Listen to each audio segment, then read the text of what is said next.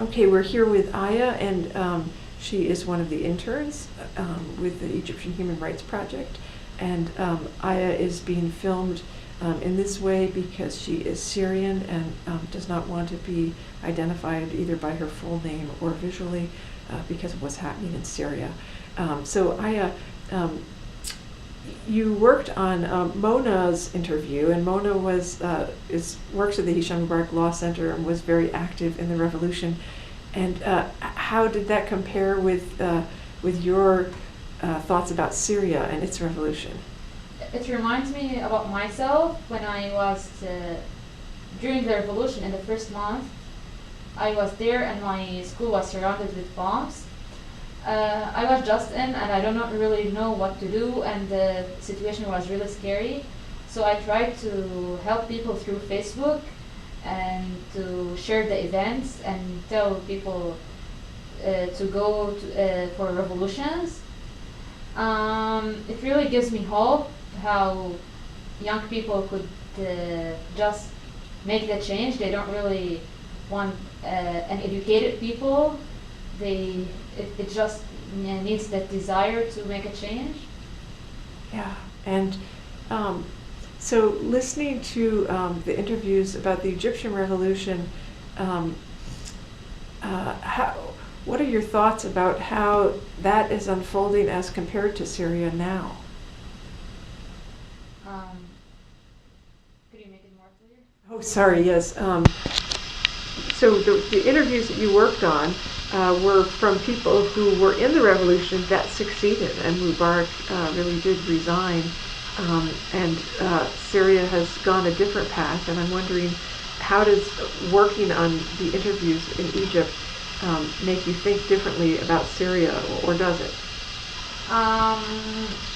It helped me understand how our government had an experience with the Egyptian citizens, because like basically Syrians do just the same about like what Egyptians do, but the government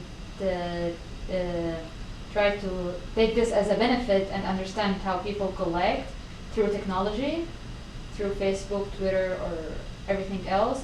So Facebook was closed before the revolution started in Syria, and actually when the revolution started, the government just opened the Facebook and tried to track people on it. So instead of like just closing it, the government wants people to make a collective action so it can catch them better. And did it work? Did a lot of people get caught that way? Yeah. Yeah, you mentioned to me. Like even I have friends who are Syrians Americans. They were just working from U.S. and then they went to Syria and they were caught from the airport, and like their Facebook account were deactivated, but the government just tell them you wrote this on this date at this situation. Wow. And so in terms of the internship, what was your role? What were you doing as part of the internship? I was listening to the interview, writing the Arabic transcribing, and retranslating some sentences, which was not translated correctly, or even like write in brackets what some words mean. Mm-hmm. So to make it more clear. Yep. Yes, because right after the revolution, I was using a variety of people for translators who were not professional translators. So you're probably finding there are quite a few things that need to be retranslated, right? Yeah. Yeah. And was there any part of one of the interviews you worked on that really stood out for you, that was quite meaningful for you? Mona interview. Yeah. Okay. And Mona was about your age, right? Yeah. Yeah. So what part did you find most interesting? When she plans to enter the street and she don't really know what will happen, but she just wanna face the government. Yeah, yeah, and have you? I don't know how far you've gotten in that interview. Have you heard what happened when she faced all the soldiers that were trying to prevent her from getting to Tahrir Square? Yeah, and like when she speak about how she helps people to put them in the car to go to the hospital. After they've been shot in the protest. Yeah, yeah. Yeah, she's very courageous.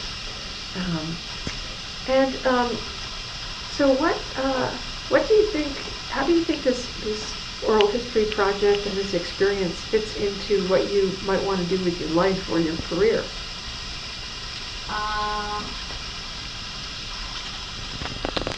It helps me like to get a big picture, to understand different perspectives, and like it helps me actually in listening to your questions how to make interviews with other people, and how if I when I go like in my further studies or do research, how could I like meet with people and get the most important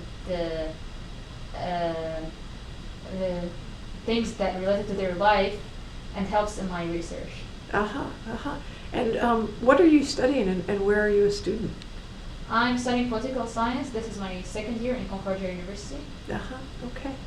And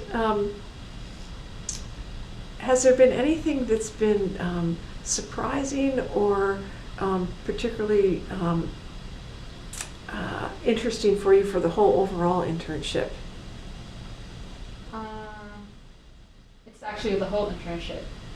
Like, it's the interviews we're taking from Egypt and directly after the revolution, and like the most important thing is that it's related to where I come from, and I'm taking currently courses about Middle East, so this is why it make it really important to me to have more knowledge and understand more about this region.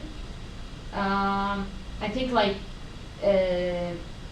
learning about Middle East is really complicated, but when I working in the internship, it make it simpler.